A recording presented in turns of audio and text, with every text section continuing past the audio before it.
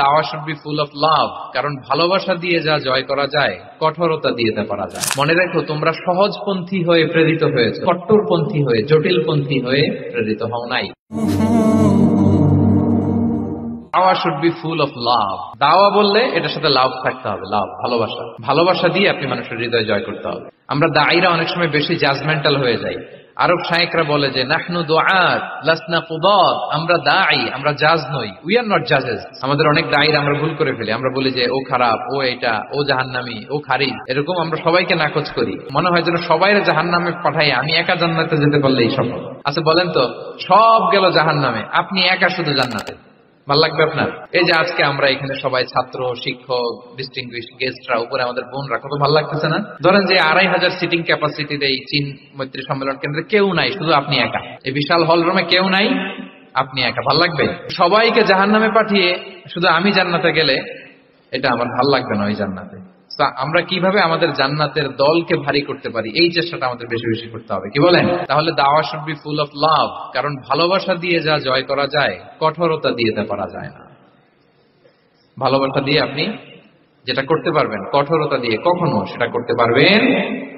আসুন আমরা হাদিস থেকে শুনি, সিরাত থেকে শুনি। আল্লাহর হাবিব সাল্লাল্লাহু আলাইহি ওয়াসাল্লাম মসজিদে নববীতে বসে আছেন সাহাবাদেরকে নিয়ে। হঠাৎ এক বেদুইনের আগমন।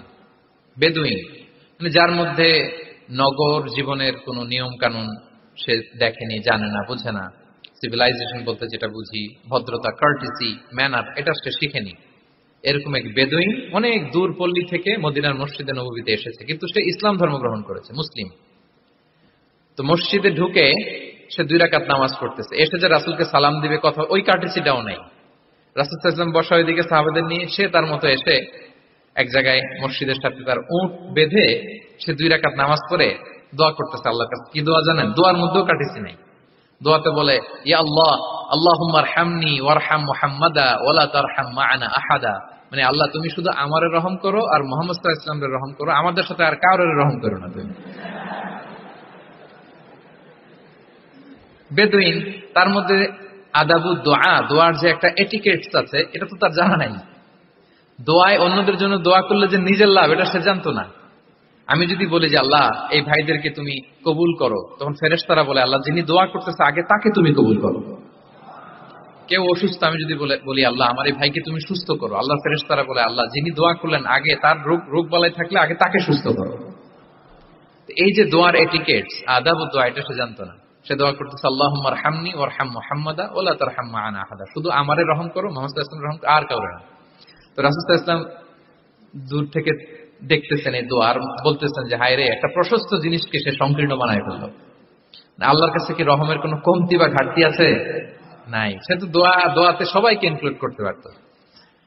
তো রাহমাতাল লিল আলামিন আল্লাহর হাবিব সাল্লাল্লাহু আলাইহি ওয়াসাল্লাম তিনি বুঝতে পেরেছেন যে এই লোকটা আসলে বেদুইন, তার মধ্যে ওই কার্টিসি নাই। তো তিনি ফলো করতে লাগলেন যে দেখি লোকটা কি করে। তো লোকটা দোয়া টোয়া করেই এবার যে মসজিদের এক কর্নারে বসে ওখানেই পেশাব করা শুরু করলো। মানে কোনো কার্টিসি, নিয়ম, ভদ্রতা তার জানা নাই। তো তাকে পেশাব করতে দেখে বাকি লোকেরা তো তাকে ধরতে গেল, মারতে গেল। রাসূল সাল্লাল্লাহু আলাইহি ওয়াসাল্লাম বললেন, দাউ, রাখো রাখো, আরে থামো থামো, ওকে কাজ ছাড়তে দাও, ওকে ওর কাজ ছাড়তে দাও। কারণ আপনারা এটা ভালো জানেন যে ওয়াশরুম সারা অবস্থায় যদি কেউ বাইরে থেকে জোরে ডাক দেয় তাহলে অবস্থা খারাপ আছে, ঠিক কিনা বলেন? কেউ টয়লেট সারতেছে ওয়াশরুমে, তখন যদি আপনি জোরে নক করেন এটা তার ক্ষতি হয়, কারণ আগে তাকে ওইটা পাস করতে হবে স্মুথলি।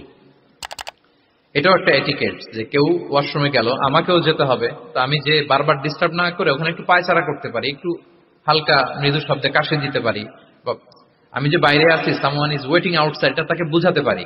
কিন্তু অনেকে যে কি করে, ধাম ধাম করার যখন শুরু করে, ওই বেচারার তো অবস্থা টাইট।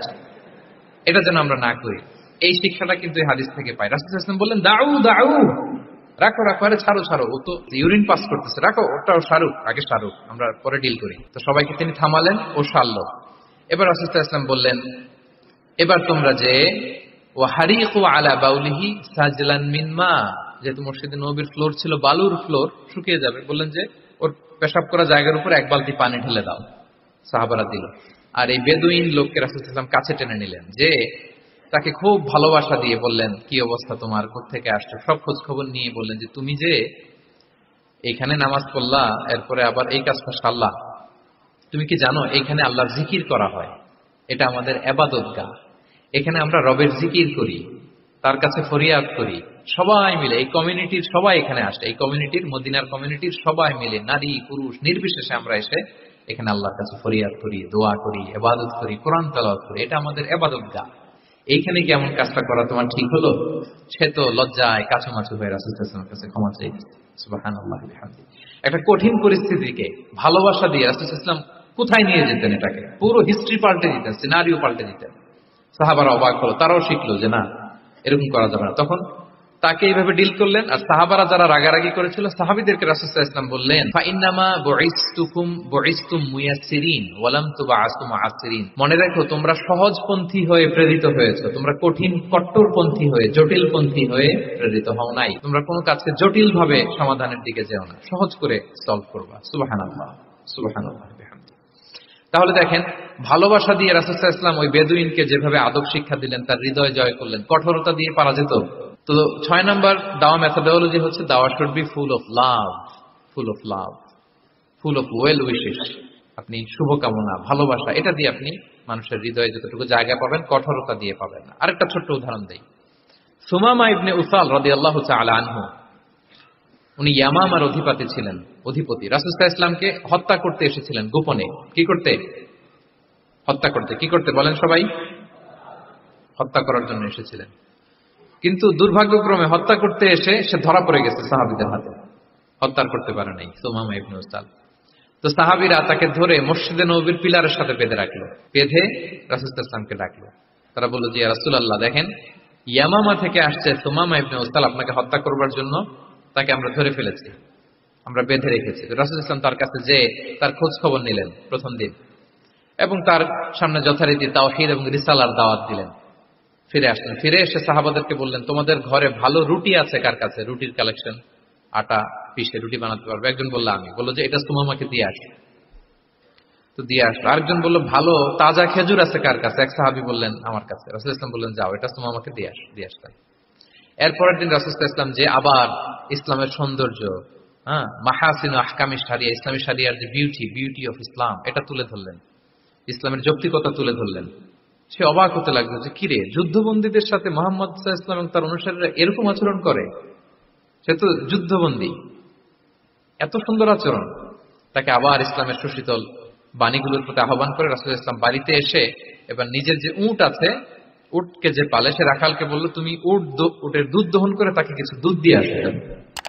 সুবহানাল্লাহ। আসছিল রাসূল সাল্লাল্লাহু আলাইহি ওয়াসাল্লামকে কি করতে? হত্যা করতে। তো তাকে ওটের গরম দুধ দিয়ে আসা হলো, সে পেট ভরে খেলো। তৃতীয় দিন এবার রাসূল সাল্লাল্লাহু আলাইহি ওয়াসাল্লাম যে ইসলামের যে ভবিষ্যৎ, ইসলাম মানলে যে জান্নাতে থাকা যাবে, এগুলো সব বললেন, এবং তাকে আরো অনেক মেহমানদারি করলেন, আপ্যায়ন করলেন। 3 দিন যখন রাসূল সাল্লাল্লাহু আলাইহি ওয়াসাল্লাম ইসলামকে তার সামনে এভাবে প্রেজেন্ট করলেন, আপ্যায়ন করলেন, ভালো আচরণ দেখালেন, সে অবাক হয়ে গেল। আল্লাহ তাআলা তার হৃদয়টাকে নূর দিয়ে আলোকিত করে দিলেন। 3 দিন পর রাসূল সাল্লাল্লাহু আলাইহি ওয়াসাল্লাম সাহাবীদেরকে ডেকে বললেন, যাও সুমামা ইবনে উসালের হাত পা গুলো যে রশি দিয়ে বেঁধে রেখেছো ছেড়ে দাও, রশিগুলো খুলে দাও। সাহাবারা বলেন কি ইয়া রাসূলুল্লাহ, সে তো খুনি, সে সুযোগ পেলেই তো অ্যাসাসিনেট করত, তার রশি, হাতের রশি খুলে দিত, আপনাকে মেরে ফেলবে। আল্লাহ রাসূল সাল্লাল্লাহু আলাইহি ওয়াসাল্লাম বললেন, না, আমি যা জানি তোমরা সেটা জানো না, যেটা বলেছি তাই করো। মসজিদে নববীর পিলারের সাথে তাকে যে বেঁধে রেখেছো, রশি খুলে দাও, হাত পা খুলে দাও। আল্লাহর হাবিব সাল্লাল্লাহু আলাইহি ওয়াসাল্লামের নির্দেশ মোতাবেক সাহাবারা ওনার হাত খুলে দিলেন, পা খুলে দিলেন। সুমামা ইবনে উসাল কারোর সাথে কথা না বলে, তার বাড়ি তো ইয়ামামা, সেখানেও ফিরে গেলেন না, অন্য কোনো শহরেও গেলেন না। তিনি মদিনা থেকে অনতি দূরে একটা খেজুরের বাগান আছে, ওখানে কুয়া আছে, উনি যে ওই কুয়ার পানি দিয়ে গোসল করলেন। গোসল করে পবিত্র হয়ে মসজিদে নববীতে রাসূল সাল্লাল্লাহু আলাইহি ওয়াসাল্লামের কাছে ফিরে আসলেন, আর এসেই ঘোষণা দিলেন, আশহাদু আল্লা ইলাহা ইল্লাল্লাহ ওয়া আশহাদু আন্না মুহাম্মাদার রাসূলুল্লাহ। সুবহানাল্লাহ, সুবহানাল্লাহ। তিনি বললেন যে আমি সাক্ষ্য দিচ্ছি আল্লাহ ছাড়া কোনো ইলাহ নেই, আরো সাক্ষ্য দিচ্ছি যে মুহাম্মদ আপনি আল্লাহর প্রেরিত বান্দা এবং রাসূল। এবার তিনি বললেন, মুহাম্মদ, আপনার চেহারার চাইতে অপছন্দের চেহারা পৃথিবীতে আর দ্বিতীয়টা আমার কাছে ছিল না, কিন্তু আজকের পর থেকে আপনার চেয়ে প্রিয় চেহারা, আপনার চেহারার চেয়ে প্রিয় কোনো চেহারা আমার কাছে আর নাই। ইসলামের চেয়ে অপছন্দনীয় ধর্ম আমার কাছে আর ছিল না, কিন্তু আজ থেকে ইসলামের চেয়ে পছন্দনীয় কোনো ধর্ম আমার কাছে নাই। মদিনার চেয়ে অপছন্দের শহর আমার কাছে ছিল না, তো আজ থেকে মদিনার চেয়ে কোনো প্রিয় শহর আমার কাছে নাই। সুবহানাল্লাহ। উনি গমের বড় ডিলার ছিলেন, গম ব্যবসা করতেন। উনার থেকে গম নিয়ে মক্কায় মুশরিকরা চলতো। তিনি ঘোষণা দিলেন, আজকে থেকে আমার এলাকার কোনো গম মক্কায় যাবে না। এবার মক্কাবাসী পড়ছে বিপদে, গম ছাড়া তো তারা খেতেও পারবে না। তারা আল্লাহর হাবিব সাল্লাল্লাহু আলাইহি ওয়াসাল্লামের কাছে চিঠি লিখে পাঠালেন যে, মুহাম্মদ, তোমার এই যে নতুন অনুসারী, সে যদি গম না দেয় আমাদের তো অবস্থা খারাপ। তুমি দয়া করে এই গমের সাপ্লাই আবার যাতে সে চালু করে তুমি একটু বলে দাও। আল্লাহ হাবিব সাল্লাল্লাহু আলাইহি ওয়াসাল্লাম আবার সুমামা ইবনে উসালকে বলে দিলেন, আবার সে সাপ্লাই চালু করলো। সুবহানাল্লাহ ওয়া বিহামদিহি।